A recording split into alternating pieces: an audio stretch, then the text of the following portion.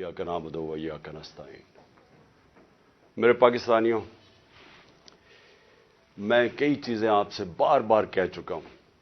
अपने 26 साल की जब से मैं ये पॉलिटिक्स में आया हूं, तो मैं कई चीजें बार बार दोहरा चुका हूं और मुझे लगता है कि उसका असर होना शुरू हो गया कि लोगों को कई चीजों की अब समझ आनी शुरू हो गई है।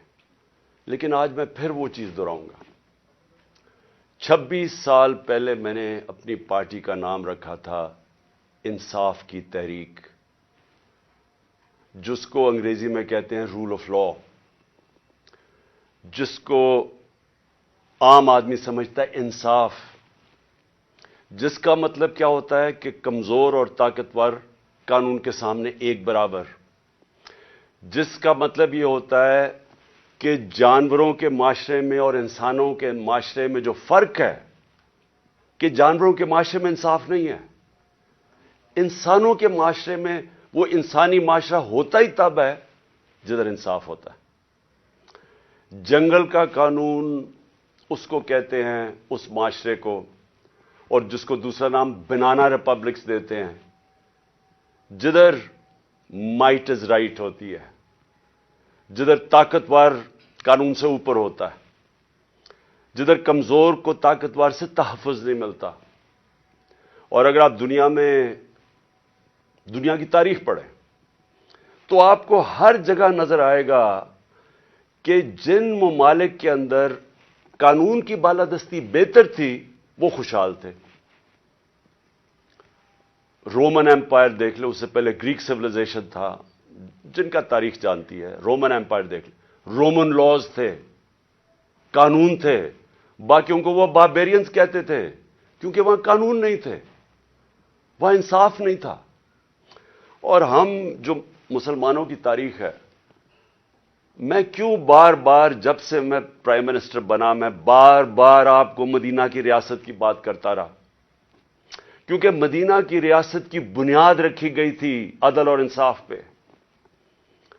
जो मेरे नबी सल्लल्लाहु अलैहि वसल्लम ने उस कौम को उठाया था, दो सुपर पावर थी तब भी, दो बड़ी बड़ी ताकतें थी, आधी आधी दुनिया दोनों ताकतों की नीचे थी।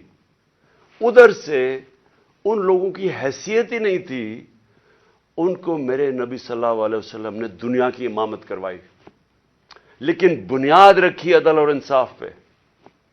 कानून के सामने सब एक बराबर।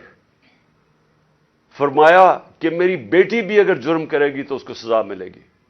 और फिर जो आज पाकिस्तान के हालात हैं, उन्होंने आज से 1500 साल पहले तकरीबन कह दिया था कि वो कौमें जो ताकतवर के लिए एक कानून बनाती हैं और वो जुर्म करते हैं उनको नहीं पकड़ती और सिर्फ कमजोरों को जेलों में डालती हैं, वो तबाह हो जाती हैं।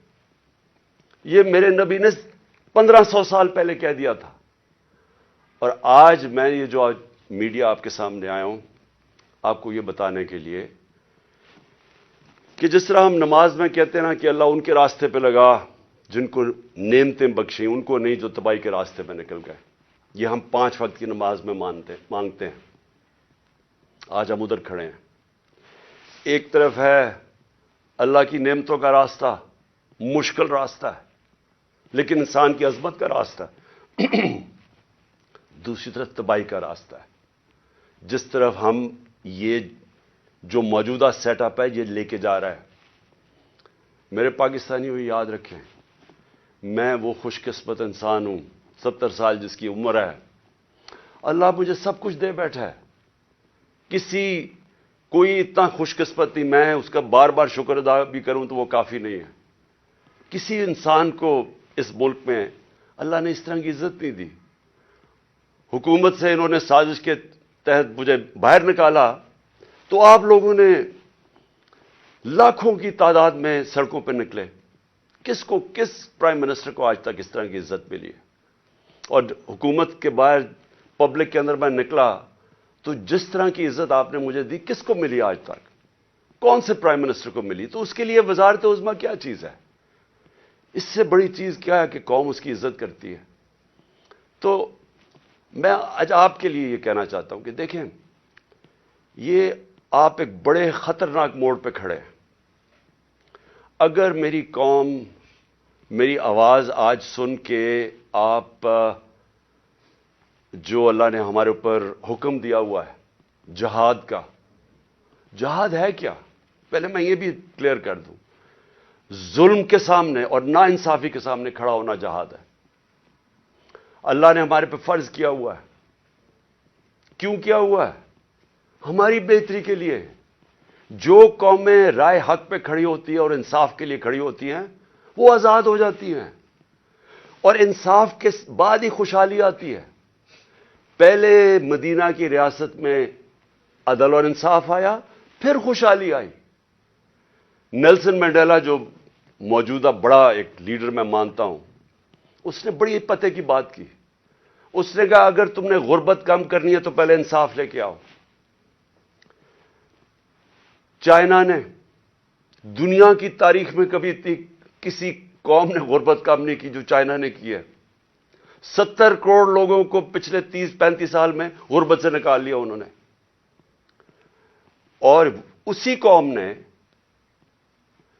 450 وزیروں کو کرپشن کے اندر جیل میں ڈالا۔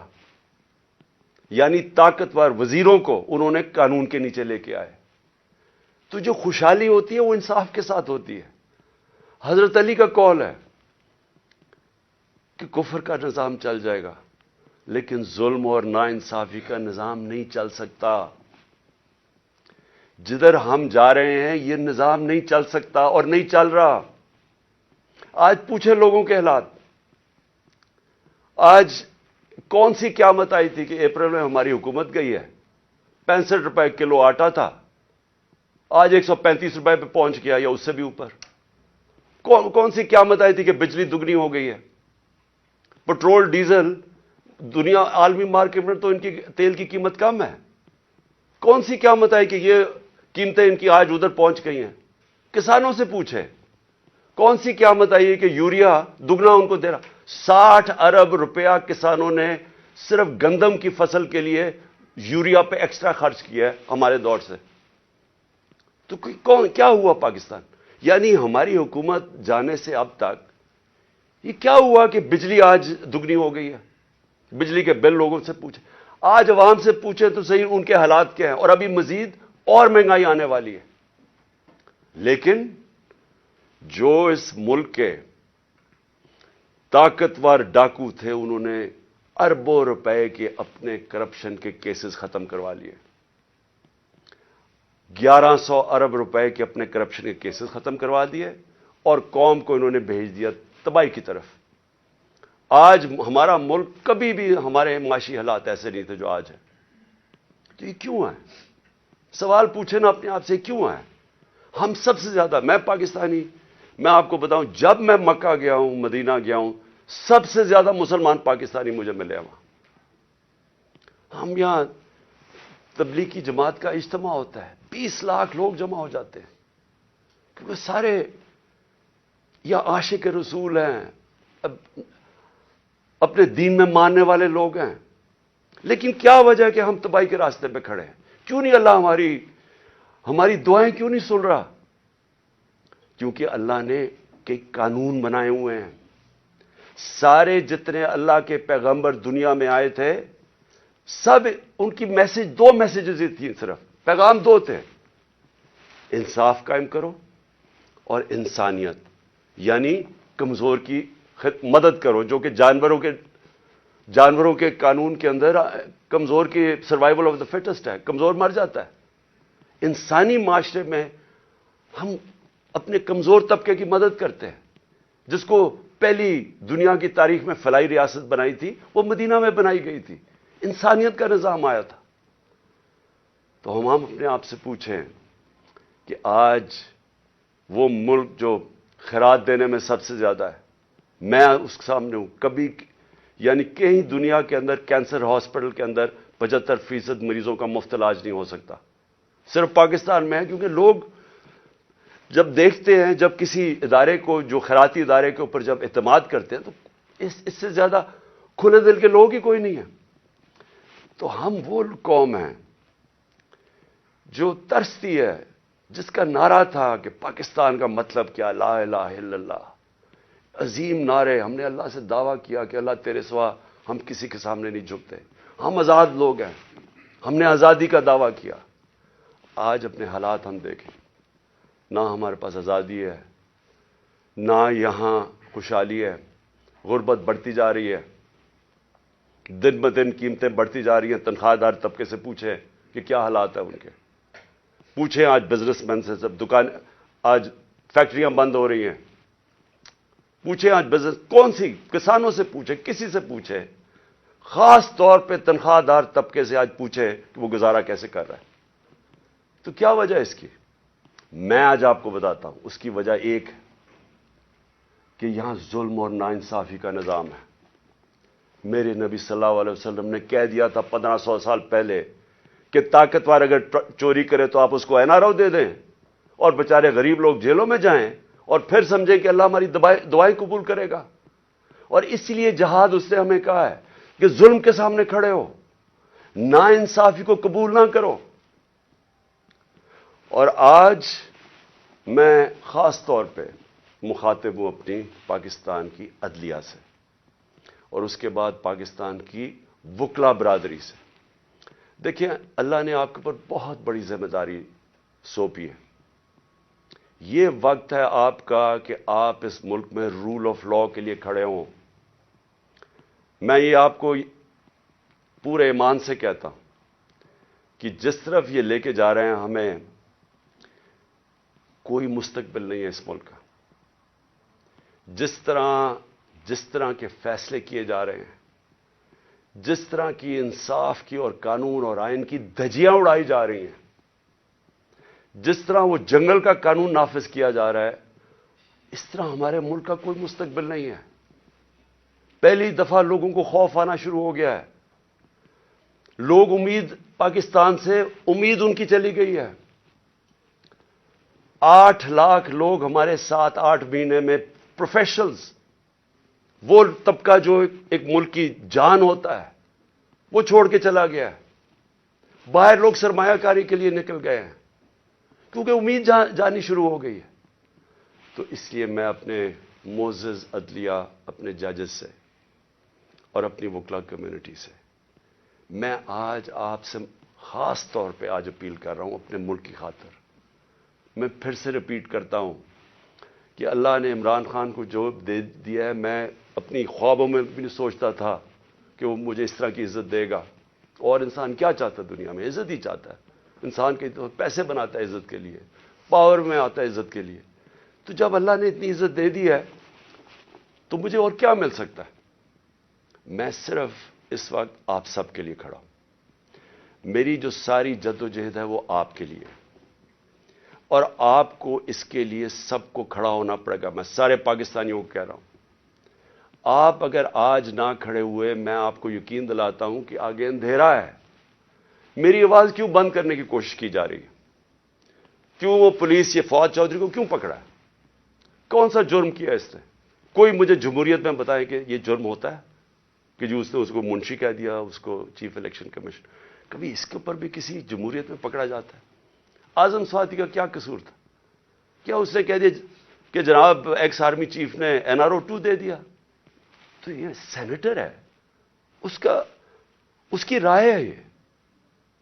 یہ باقی اس ملک کی اکثریت سمجھتی ہے کہ یہ ٹھیک ہے. اس کو ننگا کر کے، تشدد کر کے، پھر وہ گندی ویڈیو، اور پھر اس کو پکڑ لیا، 30 FIR کاٹ دی. شہباز گل، ارشد شریف، جو ارشد شریف کی خبریں آتی ہیں کہ کس طرح اس سے کیا گیا.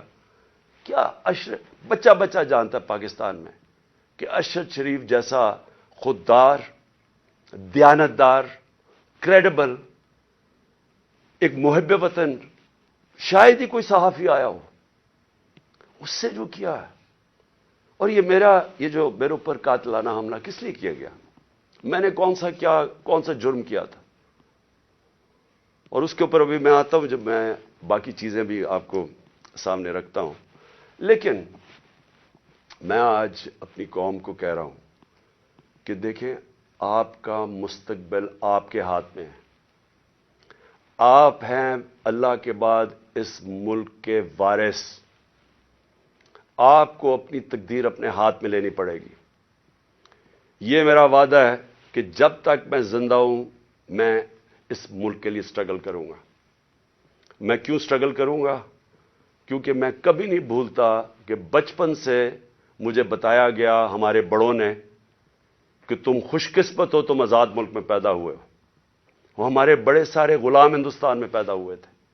بچپن سے یہ ہمارے میں ڈالا گیا کہ یہ کتنا خوش قسمت سارے ہم ہیں، میری جنریشن، کہ ہم تو ایک آزاد ملک میں پیدا ہوئے. میں کبھی بھی جب دنیا میں باہر گیا، کرکٹ کھیلی، بڑا ٹائم گزارا، پروفیشنل کرکٹ کھیلتا تھا، کبھی میرے ذہن میں یہ نہیں آیا کہ میں پاکستان کے علاوہ کسی اور ملک میں رہ سکتا ہوں. اور میں ابھی بھی جتنی میری باقی زندگی ہے اس ملک کے لیے، میں آپ کو یقین دلاتا ہوں کہ نہ مجھے کوئی جیل سے ڈر ہے. موت میں نے اپنے اتنے قریب سے دیکھی ہے کہ اتنے قریب سے دیکھی ہے. مجھے پورا اللہ پہ اعتماد ہے.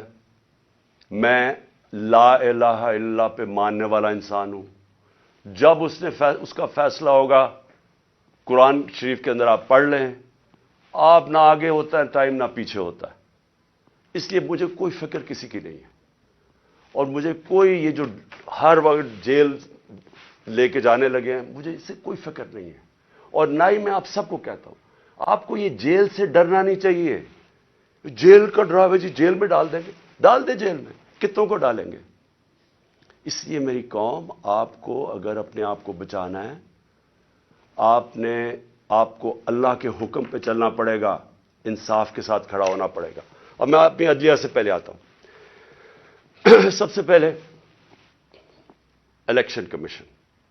الیکشن کمیشن نے محسن نقوی کو پنجاب کا چیف منسٹر بنایا. میں پہلے الیکشن کمیشن سے سوال پوچھتا ہوں کہ کیا آپ کو نہیں پتا کہ جو آئین کا آرٹیکل 218 اس کی شق 3، کیا آپ کو نہیں پتا کہ آپ کی سب سے بڑی ذمہ داری صاف اور شفاف الیکشن کروانا ہے؟ یہ آپ کی سب سے بڑی ذمہ داری ہے. تو مجھے میں سوال یہ پوچھتا ہوں کہ کس بیسس پہ آپ نے محسن نقوی کو چنا؟ باقی نام کس بیسس پہ آپ نے ریجیکٹ کیے؟ جبکہ ہم نے وہ نام چن کے دیے جو ہم سمجھتے تھے کہ نون لیگ ایکسپٹ کر جائے گی ان کو، کیونکہ سکھیرا صاحب اس وقت کیبنٹ سیکرٹری ہیں، شہباز شریف کے کیبنٹ سیکرٹری ہیں. اس سے بعد ناصر کھوسہ کا نام دیا جو ان کے پرنسپل سیکرٹری نواز شریف کے رہ چکے ہیں، شہباز شریف کے چیف سیکرٹری. یعنی وہ لوگ جو ان کو ایکسیپٹیبل ہے. ہم نے اپنی طرف سے نیوٹرل امپائر رکھنے کی کوشش کی. تو کس بیسس کے اوپر یہ محسن نقوی کو آپ لے کے آئے؟ کیا آپ اس کے بیک گراؤنڈ کا نہیں پتا تھا؟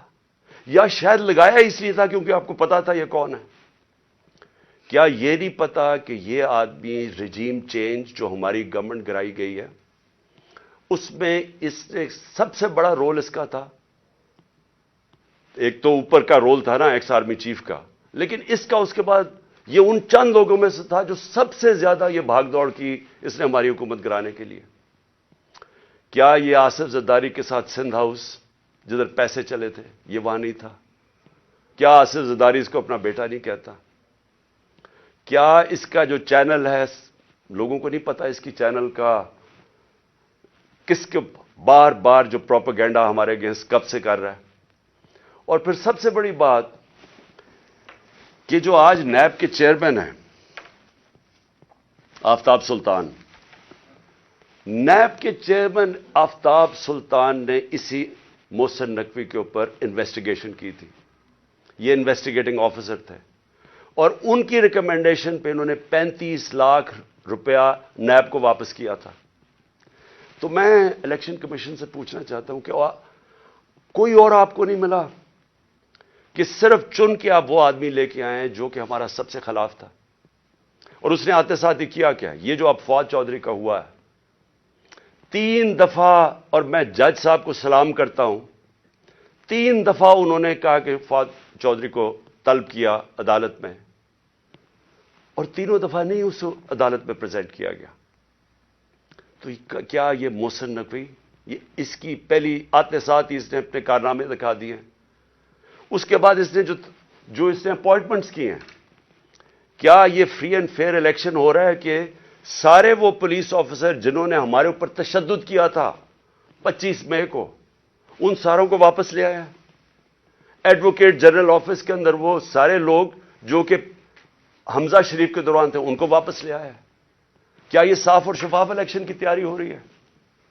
کیا اس کو کہتے ہیں ایک neutral caretaker set up? Caretaker set up کا تو مطلب ہی یہ تھا کہ ایک نیوٹرل امپائر آئے گا. کیا یہ نیوٹرل امپائر ہے؟ اور ابھی سے ہی پولیس نے ہراساں شروع کر دیا ہے ہمارے ورکرز کے اوپر. 1-2 گرفتاریاں شروع ہوگی اور پلان بن گیا پکڑنے کا. اور یہ جو فواد چودھری کا ہوا ہے تو یہ ابھی سے ہی پورا پری پلان بنا ہوا ہے. یہ صاف اور شفاف الیکشن کروانے کے لیے محسن نقوی نہیں آیا, یہ وہ کرنے آیا ہے جو میں نے پہلے بھی کہا تھا, جو آصف زرداری نے الیکشن کروایا ابھی کراچی کے اندر, کہ ووٹ بینک ہے نہیں پیپلز پارٹی کا اور پیپلز پارٹی جیت جاتی ہے کراچی سے. تو یہ الیکشن نہیں ہو رہا, یہ ایک پلان, ایک کانسپریسی کے تحت اس کو رکھا گیا.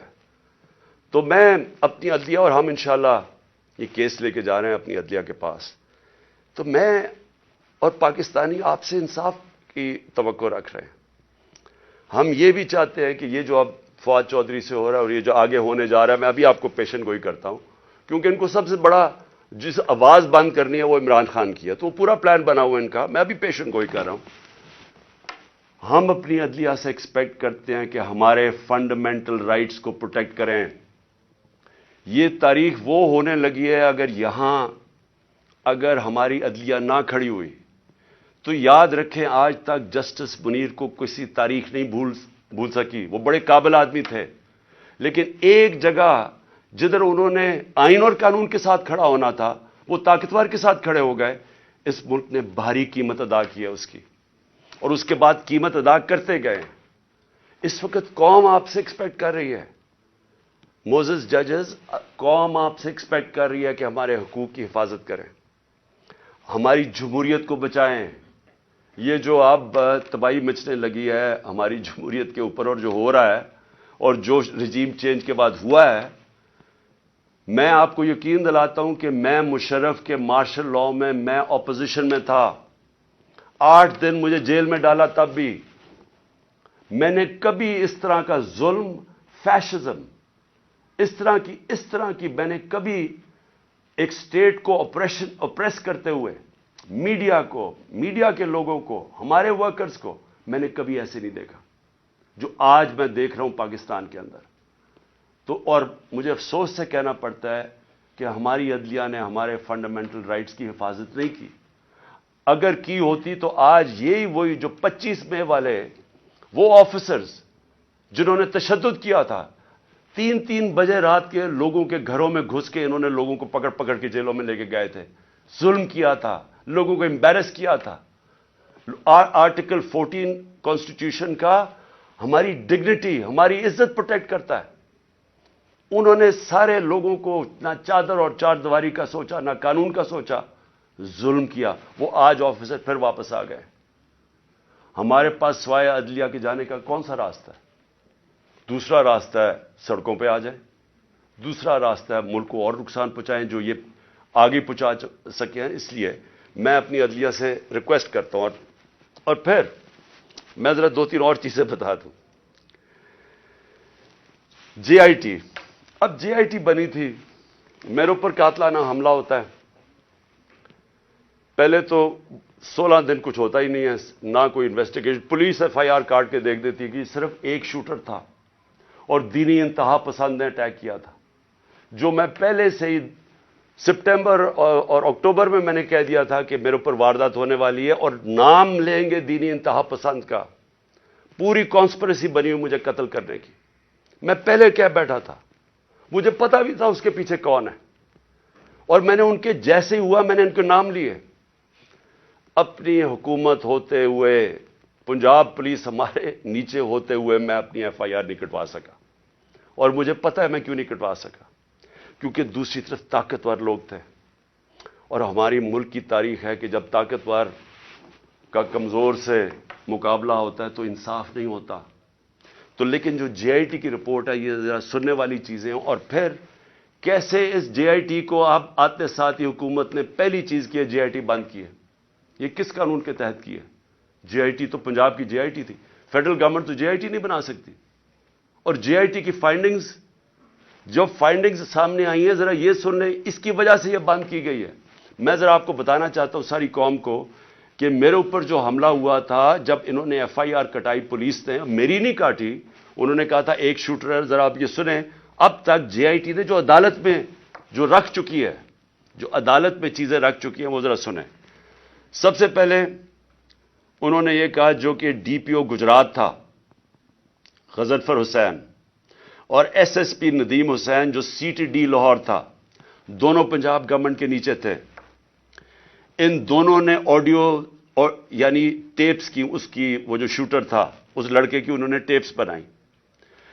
اور جب اس کی ٹیپس بنائی تو جب جے آئی ٹی نے مانگا ان سے ان کا موبائل فون, اور جب جے آئی ٹی نے ان کو بلایا ان دونوں کو, انہوں نے صاف انکار کر دیا کہ ہم جے آئی ٹی میں نہیں آتے.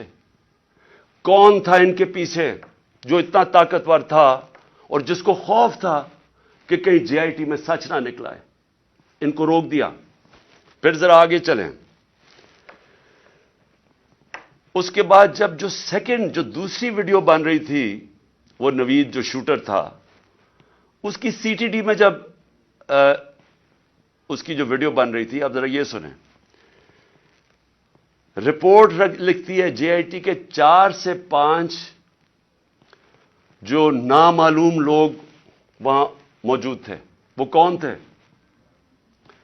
پولیس سی ٹی ڈی کے اندر اس کی بنایا جا رہا ہے اس کا سیکنڈ ویڈیو, اور وہ بھی اس کی کون سا قانون اجازت دیتا ہے کہ پولیس ویڈیوز بنا کے ریلیز کرتی رہے میڈیا کو؟ لیکن وہاں جو سب سے زیادہ چیز ہے 4 اور 5 وہ جے آئی ٹی کہتی ہے نامعلوم لوگ وہاں بیٹھے ہوئے تھے. یہ کون تھے؟ پھر اسٹیبلش ہو جاتا ہے 3 طریقوں سے. آئی وٹنسز جو گواہ دیکھتے ہیں وہ شوٹر کو 3, ایک فورینزک کے ذریعے, اور ایک پھر فورینزک کے ذریعے یعنی کہ جو خول ملے تھے ان کی گولیوں کے, وہ 3 جگہ سے ملے. اور کرائم سین رپورٹ جو تھی ان سب نے ثابت کیا کہ 3 شوٹر تھے. یعنی جو انہوں نے رپورٹ بنائی تھی کہ صرف ایک دینی انتہا پسند نے قتل کرنے کی کوشش کی, اس کو سب کو رد کر دیا. اس لیے یہ آتے ساتھ ہی انہوں نے جے آئی ٹی بند کی, کیونکہ میں نے نام تو ایک شہباز شریف کو رانا ثناء اللہ کا لیا ہوا ہے, اور وہی بیٹھے ہوئے ہیں فیڈرل گورنمنٹ میں, اور انہوں نے آ کے انہی کے نیچے اب جے آئی ٹی بنے گی. اس لیے میں نے پہلے دن کہا تھا کہ چیف جسٹس صاحب آپ کے نیچے اگر انکوائری ہوگی تو شاید انصاف ملے.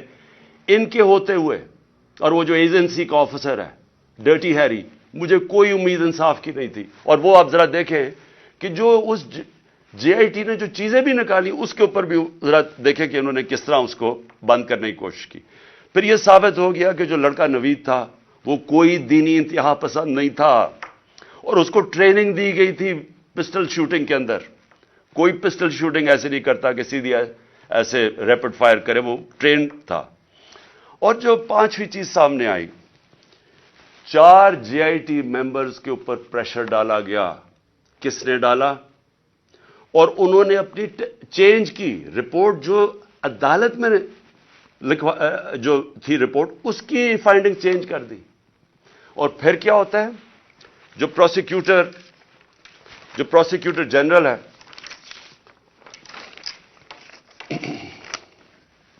جو انڈیپینڈنٹ انکوائری کرتا ہے ان 4 لوگوں کے اوپر جو اپنے چینج کرتے ہیں رپورٹ, یہ جو 4 جے آئی ٹی ممبرز اپنی رپورٹ چینج کرتے ہیں, انڈیپینڈنٹ انکوائری کنڈکٹ کی جاتی ہے پروسیکیوٹر جنرل آف پاکستان. وہ ان کے اوپر انڈیپینڈنٹ انکوائری کنڈکٹ کرتا ہے, اور وہ کنفرم کرتا ہے, prosecutor general of Pakistan confirm کرتا ہے کہ انہوں نے اپنی غلط ٹیسٹ اپنی بدلی. 3 شوٹرز تھے, اور اس نے ریکمینڈ کیا کہ ان کے اوپر کرمنل پروسیڈنگز کی جائیں. کہ انکوائری کو سیبوٹاج کرنے کے لیے جو 4 جے آئی ٹی ممبرز نے جنہوں نے چینج کیا ہے. تو میرا سب سے بڑا سوال یہ ہے کہ آتے ساتھ ہی پنجاب گورنمنٹ جب سے یہ آیا ہے, انہوں نے سب سے پہلے کیوں انہوں نے اسٹڈی کر لیتے, دیکھ تو لیتے کہ جے آئی ٹی رپورٹ میں کیا فائنڈنگز ہیں, بڑی تفصیل میں انہوں نے فائنڈنگز دی ہوئی ہیں. آتے ساتھ ہی اس کو کیوں بند کیا؟ اور پھر جو سب سے زیادہ کام کر رہا تھا, پہلے تو یہ 4 بھگا دیے, جو سب سے زیادہ کام کر رہا تھا, میں اس کا نام دیتا ہوں, وہ بڑا مجاہد, اس طرح بھی ماشاءاللہ ایسے لوگ تھے, انہوں نے آتے ساتھ ہی یہ جو محسن نقوی نے اور کیا کام کیا کہ اس نے جو لڑکا جو سب سے زیادہ کام کر رہا تھا, اس کا میں نام اس لیے بتانا چاہتا ہوں کیونکہ سعید انور شاہ, یہ انویسٹیگیٹنگ آفیسر تھا جس نے کھڑا ہوا اور جس نے عدالت کے اندر چلان دیا, انہوں نے آتے ساتھ ہی اس کو سسپینڈ کر دیا. تو میں اس سے کیا مجھے نظر آتا ہے, اس سے مجھے نظر آتا ہے کہ اگر کسی کو بھی شک بھی تھا کہ اس کے پیچھے طاقتور لوگ تھے جنہوں نے یہ سارا پلان کیا ہے, وہ شک ساروں کے دور ہو جانے چاہیے. یہ پلان تھی کانسپریسی, اور یہ لوگ یہ جو اوپر بیٹھے ہوئے ہیں شہباز شریف اور وہ جو دوسرا ہے رانا ثناء اللہ, وہ بالکل اس کے اندر ملوث تھے. کیونکہ اگر وہ ملوث نہیں تھے, ان کو کس چیز کا ڈر تھا؟ کیوں وہ یہ بار بار جے آئی ٹی کو سیبوٹاج کرنے کی کوشش کر رہے تھے, اور کر دیا. کیوں نہیں چلنے دیا جے آئی ٹی کو؟ بعد میں رپورٹس چیلنج ہو سکتی ہیں, اس کے اوپر کیس تو آگے چلتا ہے, لیکن کیوں انہوں نے کیا؟ کیونکہ ہمارے ملک کی تاریخ ہے. لیاقت علی خان کس نے ان کو قتل کیا ابھی تک کبھی نہیں پتا چلا. بے نظیر بھٹو کوئی پتہ نہیں, ایک دم اس کی جو سین تھا جدھر وہ بیچاری کو شہید کیا گیا, وہ سارا ایک دم کلیئر کر دیا. کس کے انسٹرکشن پہ کیا گیا کوئی کبھی نہیں پتا چلتا. اس لیے یہ جو پورا کور اپ ہو رہا ہے یہ بھی کیونکہ طاقتور لوگ انوالوڈ ہیں, اس لیے کوئی پوری کوشش ہوگی اس کو کور اپ کرنے کے لیے. میں آگے اب چلتا ہوں. جب جو آئین ہے ہمارا, اور آئین بڑا کلیئر ہے, آئین کا آرٹیکل 105 یہ کہتا ہے کہ جیسے ہی ایک اسمبلی ڈیزالو ہوتی ہے, جیسی اسمبلی ڈیزالو ہوتی ہے تو گورنر 48 گھنٹے کے اندر وہ ایک ڈیٹ دیتا ہے الیکشن کی. یہ آئین کے اندر لکھا ہوا ہے, 105 آرٹیکل 105 میں لکھا ہوا ہے. نہ کے پی کے گورنر نے ابھی تک ڈیٹ دی ہے, نہ پنجاب کے گورنر نے ڈیٹ دی ہے. سوال یہ کیوں نہیں دی؟ ہم نے اپنی گورنمنٹ کیوں گرائی؟ کبھی سوچا کہ کوئی اپنی گورنمنٹ خود چھوڑ دیتا ہے, ڈیزالو کر دیتا ہے؟ کبھی اس ملک کی تاریخ میں ہوا ہے؟ 60% پاکستان جس کے اوپر ہماری گورنمنٹ ہو, ہم خود ہی کہیں کہ جی ٹھیک ہے یہاں ہم اسمبلیز ڈیزالو کرتے ہیں. میں نے نیشنل اسمبلی بھی اپریل کے اندر ووٹ آف نو کانفیڈنس سے پہلے میں نے وہ بھی کہا تھا کہ میں ڈیزالو کرتا ہوں, الیکشن کروا دیں. تو یہ اس لیے کرتے ہیں, ہم نے اس لیے فیصلہ کیا کہ جب ایک ملک کے اندر سیاسی طور پہ استحکام نہیں ہوتا تو معیشت کے اوپر ڈائریکٹ اس کا امپیکٹ جاتا ہے.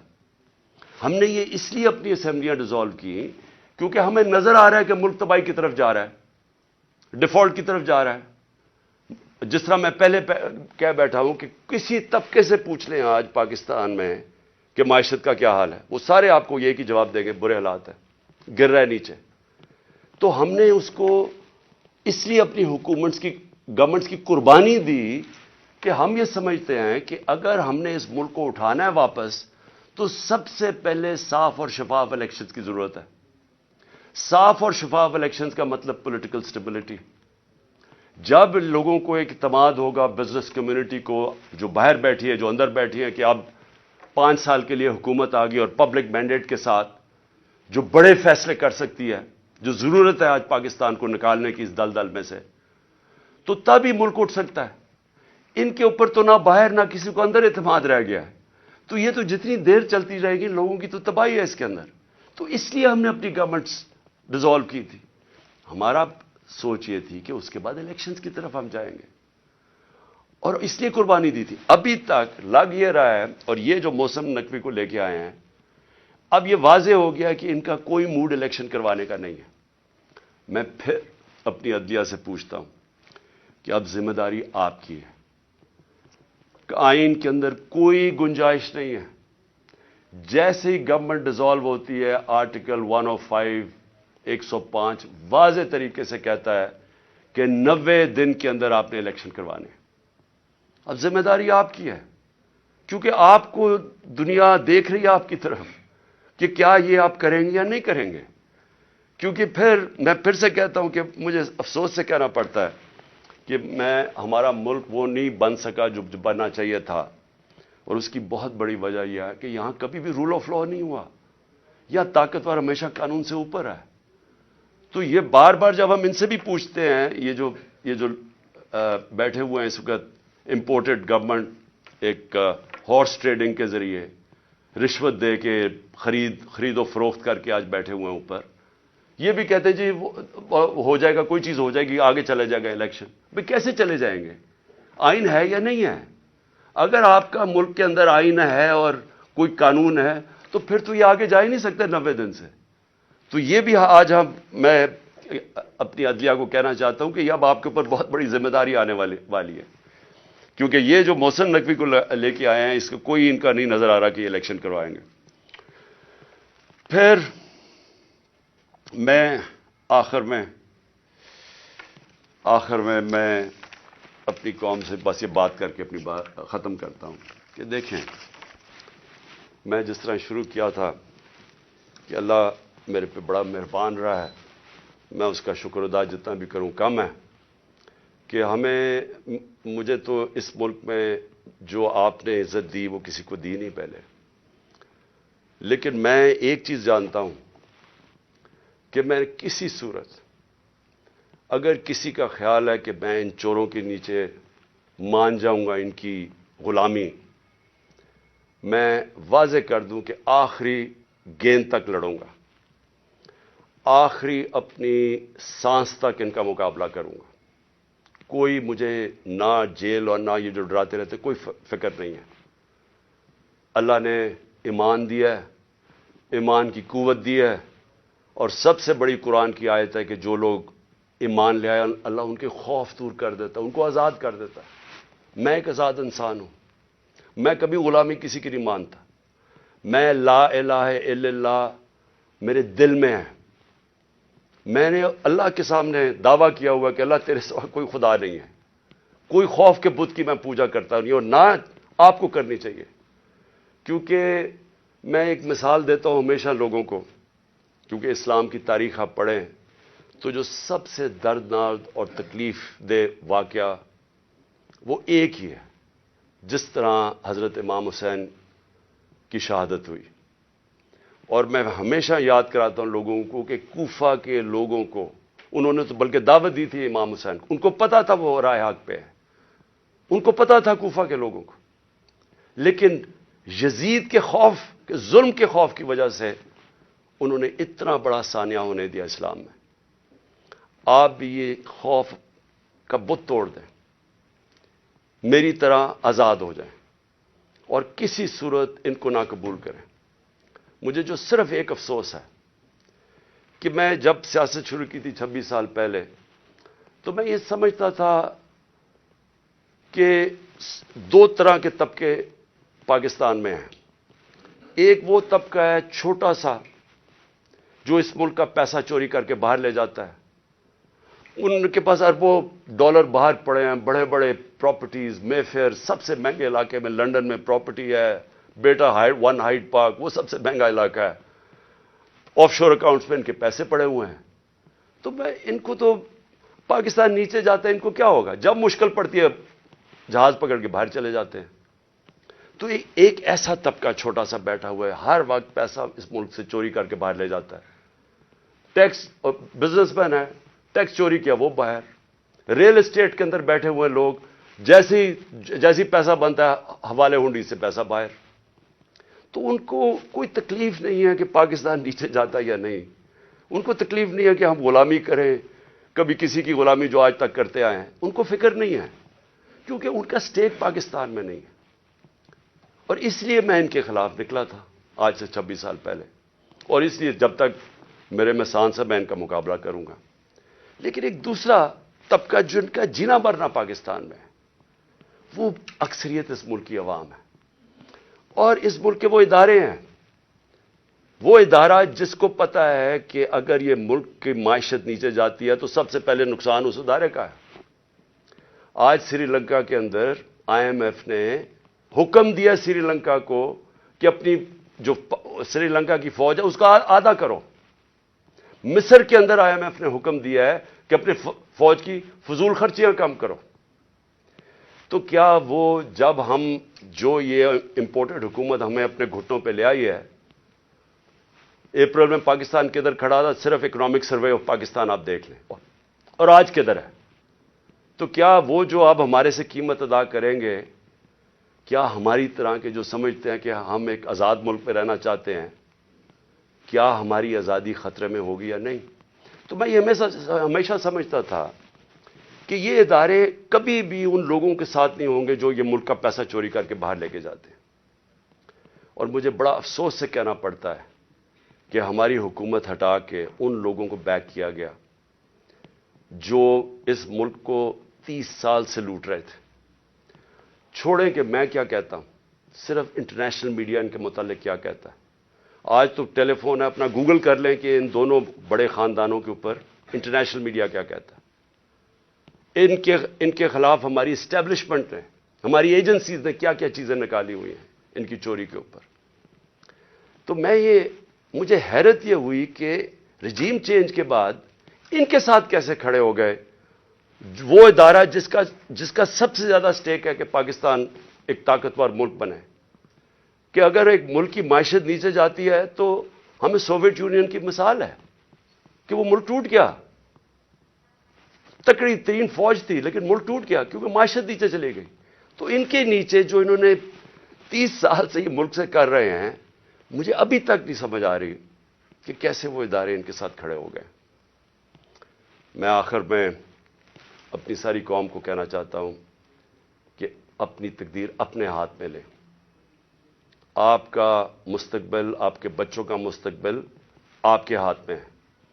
آپ یہ اگر ظلم نہ، آپ کے پاس اب 2 راستے آ گئے، ایک تباہی کا راستہ ہے، ایک مشکل راستہ ہے، جدوجہد کا راستہ ہے، لیکن پاکستان کی عظمت کا راستہ ہے، اور مجھے امید ہے کہ آپ سب صحیح فیصلہ کریں گے۔ پاکستان زندہ باد۔